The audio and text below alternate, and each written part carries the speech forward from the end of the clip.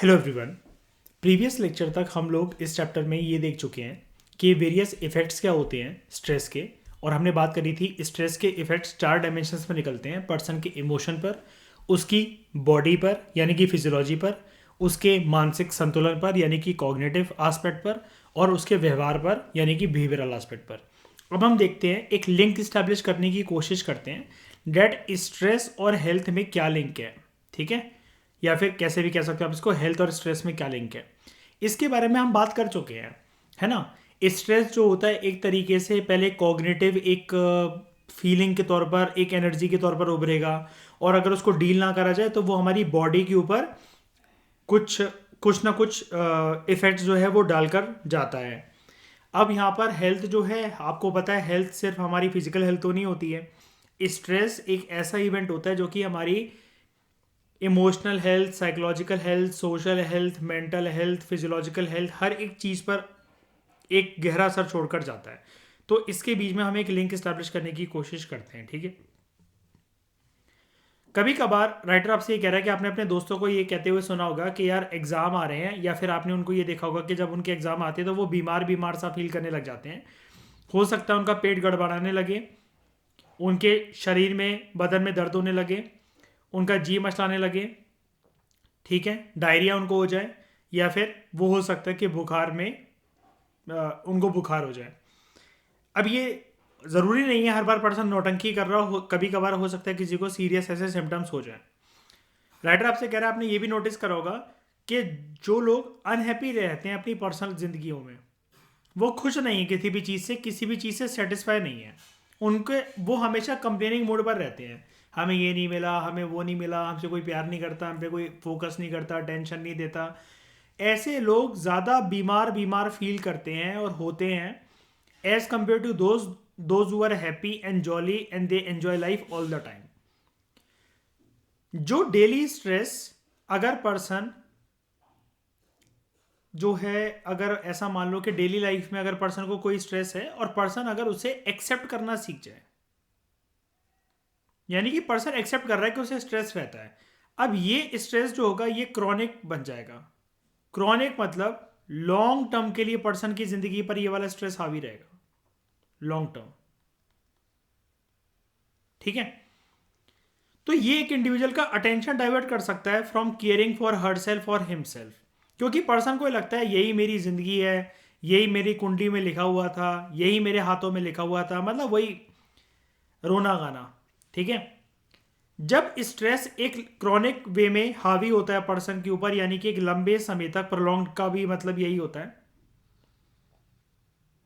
Long term के लिए, तो वो पर्सन की फिजिकल हेल्थ को डैमेज कर सकता है और उसके सोचने समझने की प्रक्रिया को इंपेयर कर सकता है, डैमेज कर सकता है उसके साइकोलॉजिकल फंक्शनिंग को। लोग एग्जॉशन फील करते हैं और उनके एटीट्यूड में वेरियस प्रकार की समस्या आने लग जाती हैं जब स्ट्रेस जो है एनवायरमेंटल डिमांड से या फिर कंस्ट्रेंट से बढ़ने लग जाता है और वो काफ़ी हाई हो जाता है। स्पेशली तब जब आपको विपरीत परिस्थितियों में सबसे ज़्यादा जब अपनों की ज़रूरत हो ना, और वो अपने ही कंधे देना आपको छोड़ दें, या फिर जब आपको ज़िंदगी में किसी एक ऐसे परिस्थिति में आप फंसे जिसमें आपको किसी की सबसे ज़्यादा ज़रूरत थी। वो हो सकता है आपके फ्रेंड्स हो, आपकी फैमिली हो, लेकिन जब जिनसे सबसे ज़्यादा अटैचमेंट थी, जब उन्होंने ही सपोर्ट नहीं करा, तो स्ट्रेस जो होता है वो पर्सन का और हाई हो जाता है। उसे बुरा इस बात का नहीं लगता कि सिचुएशन मेरे ऊपर हावी हुई थी, वो गंभीर रूप से और भी ज़्यादा इस चीज़ के बारे में सोच जाता है दैट मुझे किसी से सपोर्ट नहीं मिला, स्पेशली मुझे मेरे अपनों से या जिनको मैंने अपना समझा। फिजिकल एग्जॉशन जब होता है, जैसे राइटर कह रहा है कि स्ट्रेस के समय में हमें फिजिकल एग्जॉशन होता है। फिजिकल एग्जॉशन मतलब पक्का स्ट्रेस के कोई ना कोई परिणाम मेरे शरीर पर उतरते होंगे। तो वो क्या होता है, पर्सन ना स्ट्रेस के टाइम पर थका थका रहता है, उसका सोने का मन करेगा, कोई हाई एनर्जी की बातें नहीं करता, उसकी शरीर में कोई हाई एनर्जी नहीं दिखती, ऐसा लगता है जिंदा मरा हुआ इंसान घूम रहा है, वीकनेस का शिकार, कुपोषण का शिकारी, लो एनर्जी का पर्सन। मेंटल एग्जॉशन किस फॉर्म में होती है, मेंटल एग्जॉशन इस फॉर्म में होती है, वो पर्सन कहता है मुझसे कोई बात मत करो, सारे अपनी वाहियात शक्लें लेकर मेरे से दूर हो जाओ। पर्सन इरिटेट होता है हर एक बात से, पर्सन को अगले ही पल को लेकर क्या हो जाए उसके साथ उसको एंग्जाइटी होती है। जिस पर्सन ने उसे स्ट्रेस दे रखा होता है वो पर्सन उसके बारे में कॉन्स्टेंटली एक मेंटल फॉर्म में स्टोरी मेकिंग करता रहता है, और पर्सन को एक टाइम पर यह भी लगने लग जाता है दैट पर्सन हेल्पलेस है, किसी से अपना दुख व्यक्त करने का मतलब भी कुछ नहीं है, कौन मेरी क्या ही हेल्प कर लेगा, जब मेरे अपने ही मुझे इस परिस्थिति में छोड़कर चले गए तो दूसरों को बताकर मैं और ज्यादा डम नहीं बनूंगा या और ज्यादा डम नहीं बनूंगी। मतलब पर्सन का दिमाग ऐसा कहने लगता है कि अपने में ही रह, अपने में ही इस बात को रख, जो कि पर्सन के लिए और ज्यादा हानिकारक बन जाता है। और पर्सन फिर जो है किसी से एक्सपेक्टेशन की उम्मीद भी जिंदगी में छोड़ देता है। होपलेसनेस का ऑरा पर्सन को घेर लेता है चारों तरफ से। ये जो स्टेट होती है फिजिकल एग्जॉशन की, इमोशनल एग्जॉशन की और साइकोलॉजिकल एग्जॉशन की। आई रिपीट, पर्सन शारीरिक रूप से थक चुका है, अब उसके अंदर एनर्जी नहीं बची। पर्सन के इमोशंस जो हैं अब वो सिर्फ उस पर्सन को रुलाने के काम आते हैं, अब वो पर्सन हैप्पी फील नहीं करता। और उसका माइंड तो पूछो ही मत किस लेवल के मूड स्विंग्स उस पर्सन के होते हैं और क्या उसका स्टोरी मेकिंग का तरीका होता है। जब पर्सन ऐसे शारीरिक रूप से, इमोशंस की फॉर्म में और मानसिक रूप से पूरी तरीके से जब एग्जॉस्ट हो चुका होता है, इसको कहते हैं बर्नआउट। इसको कहते हैं बर्नआउट। ये क्वेश्चन के चांसेस मैं आपको बता रहा हूं 99.9999% ये बोर्ड में आपको किसी ना किसी फॉर्मेट में देखेगा, बर्नआउट का कंसेप्ट। और आज की क्लास में हम जो एक गैस मॉडल करने वाले हैं, इस चैप्टर का सबसे important topic journal adaptation syndrome. एक एविडेंस साइकोलॉजिस्ट को यह भी मिला है, ये शो उन्होंने करा है कि स्ट्रेस जो है ना पर्सन के इम्यूनिटी पर, इम्यून सिस्टम पर भी असर डालता है। इसको हमने पढ़ा था, याद है ना, वो केटिकोलामाइंस, एफिनेफ्रिन, नॉन एफिनेफ्रिन, फ्लाइट और फाइट रिस्पॉन्स वगैरह है ना, डालता है।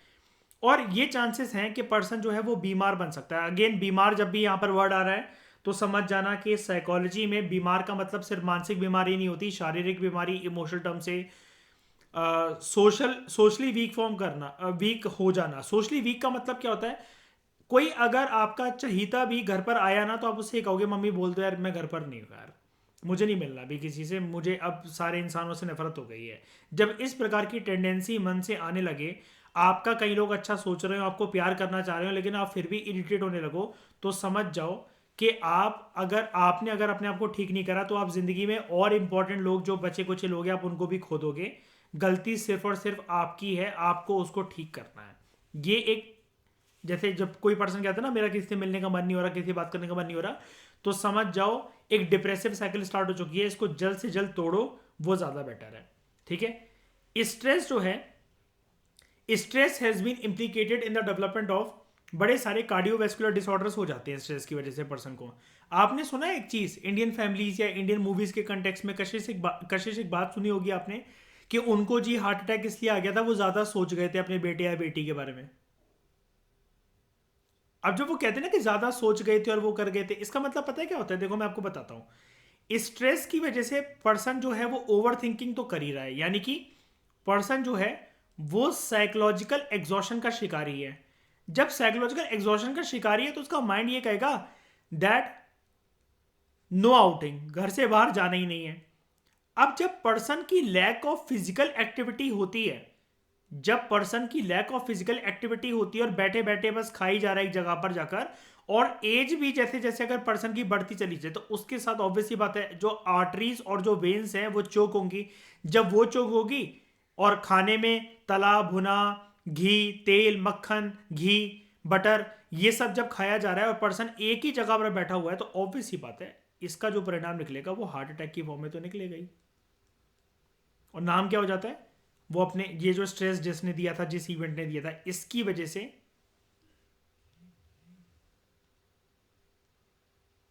ये हो गया।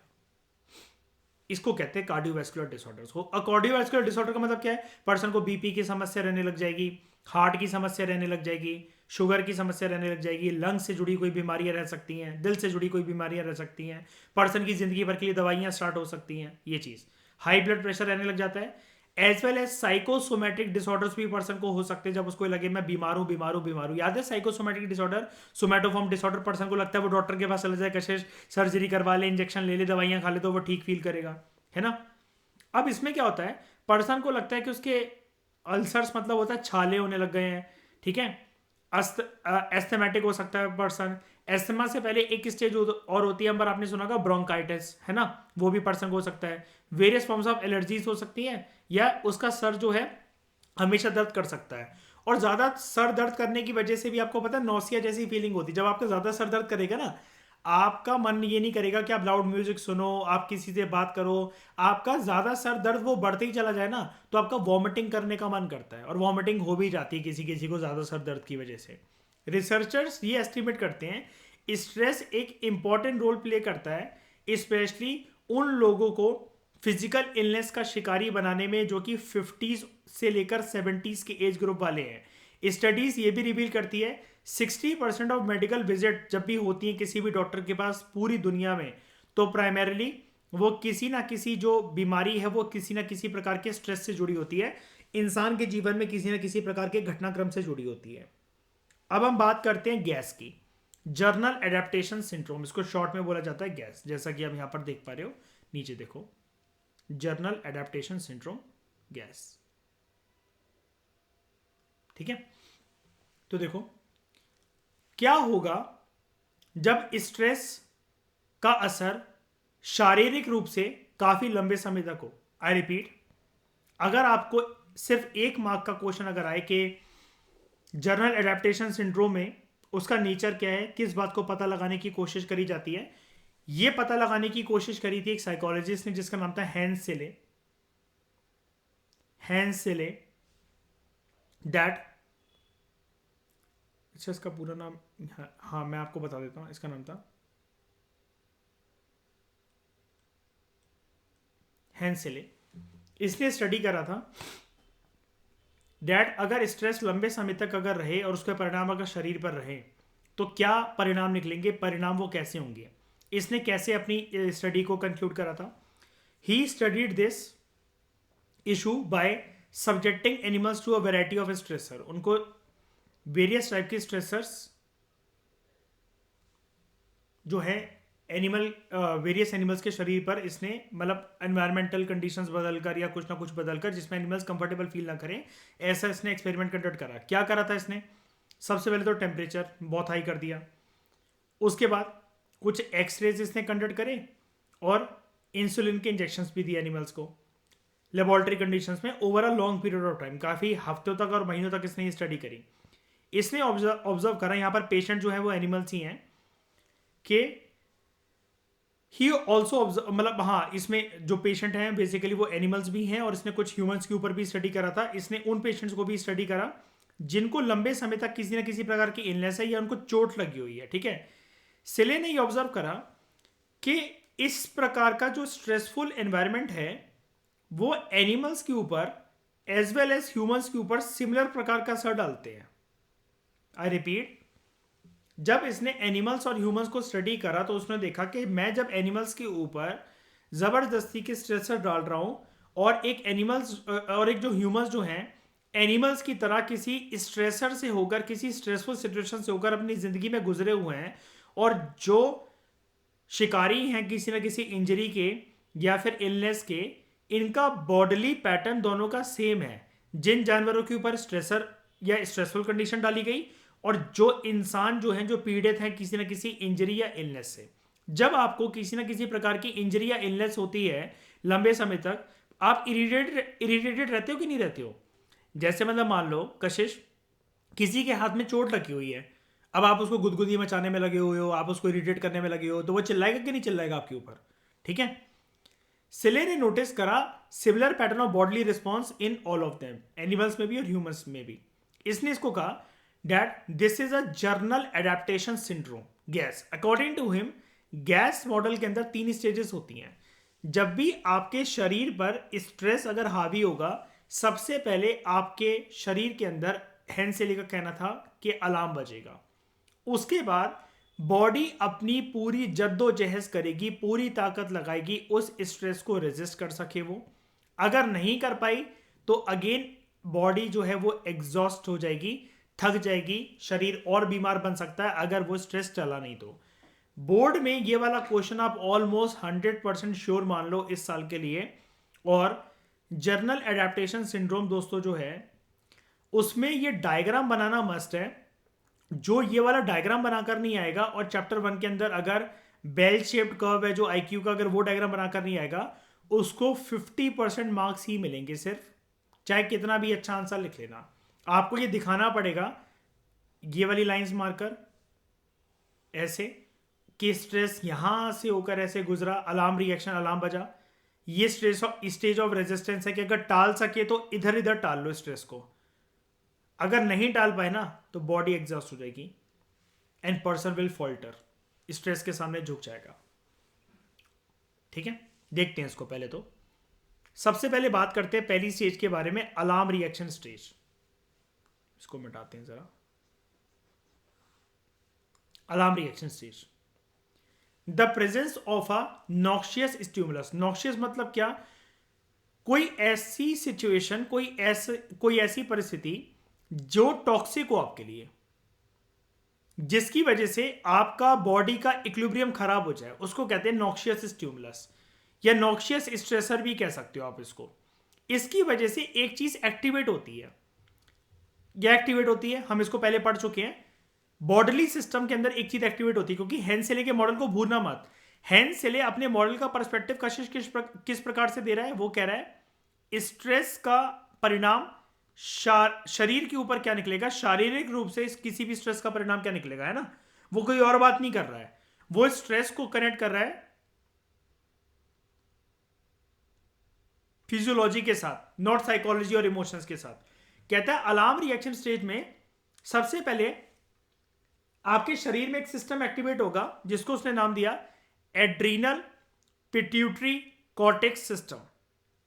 इसकी वजह से जब ये सिस्टम एक्टिवेट होगा आपके शरीर में, हेंसेले का कहना था, किसी ना किसी प्रकार के हार्मोन्स जो हैं वो रिलीज होंगे, और इन हार्मोन्स के रिलीज होने की वजह से आपकी बॉडी एक सुरक्षा कवच धारण कर लेगी in terms of stress response, कि हमें अब स्ट्रेस को रिस्पॉन्ड देना है। Let's make a army to fight this stress. अब इंडिविजुअल, अगर आर्मी कमजोर है तो वो भग लेगा, अगर आर्मी मजबूत है तो इंसान का शरीर उस स्ट्रेस से लड़ेगा, या तो फाइट या फ्लाइट। इसको हम पढ़ चुके हैं, और ये एड्रीनल सिस्टम, एड्रीनल ग्लैंड वगैरह को भी पढ़ चुके हैं। ठीक है, हमने तो और डेप्थ में पढ़ा था इसको कि केटिकोलामाइंस, एफिनेफ्रिन, नॉन एफिनेफ्रिन, ये सब रिलीज होते हैं। दूसरा, ये तो क्या अलार्म रिएक्शन स्टेज, यानी कि पर्सन जो है वो चौकन्ना हुआ है, अभी अलार्म बजा है कि देखो ये स्ट्रेस जो है ये अब हावी हो रहा है इस पे, अभी तक तुम नजरअंदाज करते आए हो इस चीज को, अब समय आ गया, अब तुम्हें इसको देखना पड़ेगा। दूसरा, अलार्म रिएक्शन स्टेज में जब आपकी बॉडी चौकन्नी हो गई है, फुली एक्टिवेटेड हो गई है स्ट्रेस को देखने के लिए, उससे लड़ने के लिए, then begins the resistance stage. अगर स्ट्रेस प्रोलॉन्ग्ड है तो रेजिस्टेंस स्टेज शुरू हो जाती है। यहां पर आपका एक सिस्टम एक्टिवेट होता है which is known as parasympathetic nervous system. Just a minute. Parasympathetic nervous system, parasympathetic nervous system ये बोलता है बॉडी को तुम्हारे पास जितने भी रिसोर्सेस हैं, I repeat, parasympathetic nervous system जैसे एक्टिवेट होता है वो बॉडी को ये बोलता है, बॉडी की आर्मी को ये बोलता है जो कि अलार्म रिएक्शन स्टेज में एक्टिवेट हुई थी, तुम्हारे पास जितने भी रिसोर्सेस हैं, साम दाम दंड भेद कुछ भी करके सारे के सारे रिसोर्सेस को यूज करो, और इस स्ट्रेस को हराना जरूरी है, बिकॉज हमारे पास यही मौका है। अगर हम ये युद्ध हार गए तो ये स्ट्रेस एग्जॉशन स्टेज में चला जाएगा, और उसके बाद ये शरीर हो सकता है बहुत महीनों या सालों या हफ्तों के लिए बीमार रहे। ऑर्गेनिज्म यहां पर अपना पूरा पूरा एफर्ट लगाता है इस स्टेज में कि वो कैसे ना कैसे करके इस खतरे के साथ कोप अप कर सके, उसको कन्फ्रंट करके। अब कुछ लोग कन्फ्रंटेशन में क्या हो जाता है, कहीं तो फाइट कर जाते हैं, और छोटे छोटे कोई स्ट्रेसफुल इवेंट मान लो, किसी ने कोई खबर सुन ली, may not God do so, किसी के साथ ऐसा हो, कोई भी खबर अगर सुने नेगेटिव सी, उसके हाथ पैर कांप जाते हैं, कहीं कहीं लोग तो फेंट हो जाते हैं, बेहोश हो जाते हैं। अब अगर स्ट्रेस को अगर रुकना होगा ना, अगर आपके शरीर में वो रिसोर्सेज होंगे कि स्ट्रेस का जितना लेवल है आपका शरीर उससे लड़ सके, तो रेजिस्टेंस स्टेज पे ही एक फुल स्टॉप लग जाएगा उस स्ट्रेस के अंदर। ये बॉडी के रिसोर्सेज उस स्ट्रेस को मिलकर हरा देंगे। लेकिन अगर स्ट्रेस का नेचर कुछ ऐसा है कि वो इतनी जल्दी खत्म नहीं हो सकता, फॉर एग्जाम्पल मान लो एग्जामिनेशन एंग्जाइटी को ही मान लो जिसकी वजह से आपको स्ट्रेस हुआ। अब आप किसी भी रीजन से पूरे साल किताब भी नहीं उठा पाए, पूरे साल आप कुछ भी नहीं जानते हो, आपने एक सिंगल टॉपिक नहीं सुन रखा है, और ऐसे पर्सन का पूरे सिलेबस का टेस्ट पेपर आने वाला है बोर्ड का अगले 3 दिन के अंदर, और उसका कंट्री से बाहर जाना बहुत जरूरी है कुछ ना कुछ डिग्री करने के लिए, या उसकी गर्लफ्रेंड रहती हो या बॉयफ्रेंड रहता हो, कुछ भी हो, उसका बाहर जाना कंट्री से बहुत ज़्यादा ज़रूरी है। अब उसको एक टेंशन ही हो रही है, अगर रिक्वायर्ड नंबर ऑफ परसेंटेज नहीं आई तो मैं गया। अब ये जो स्ट्रेस है ना, ये रेजिस्टेंस स्टेज पर तो खत्म हो ही नहीं सकता, पर्सन अपने आप को कितना भी समझा ले। फिर शुरू होता है एग्जॉशन स्टेज, जब आप एक सेम टाइप के स्ट्रेसर से बिल्कुल जूझते रहते हो, वो जाने को तैयार ही नहीं है, ठीक है, या फिर एक परेशानी हटी नहीं और दूसरी पहले आ गई, एडिशनल स्ट्रेसेस अगर आ गए हैं, इसकी वजह से बॉडी के सारे रिसोर्सेज जो है वो ड्रेन हो जाते हैं, और थर्ड स्टेज शुरू हो जाती है पर्सन की बॉडी में, वो होती है एग्जॉशन की स्टेज।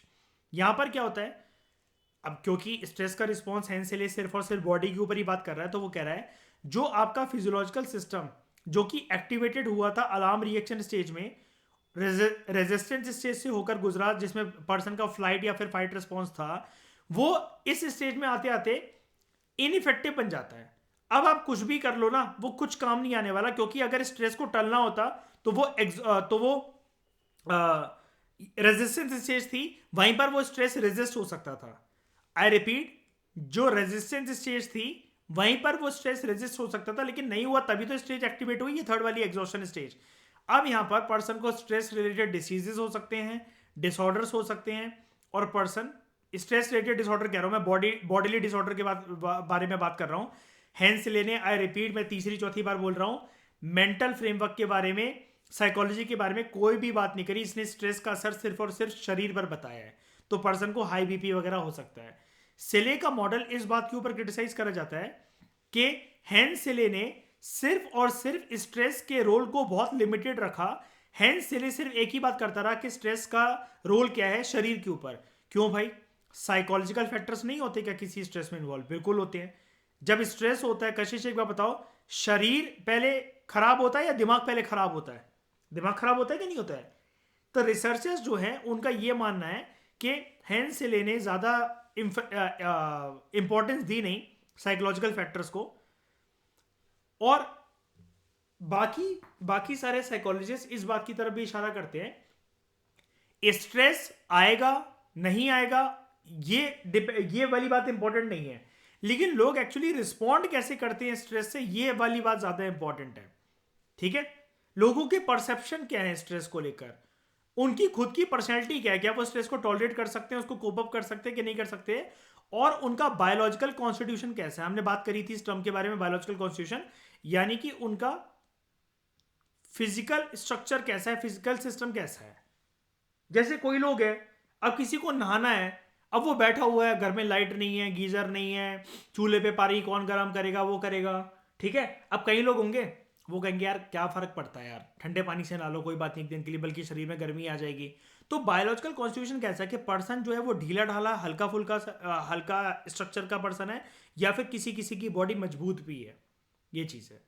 तो इस डिस्कशन में फिलहाल इतना ही। Thank you very much for discussion.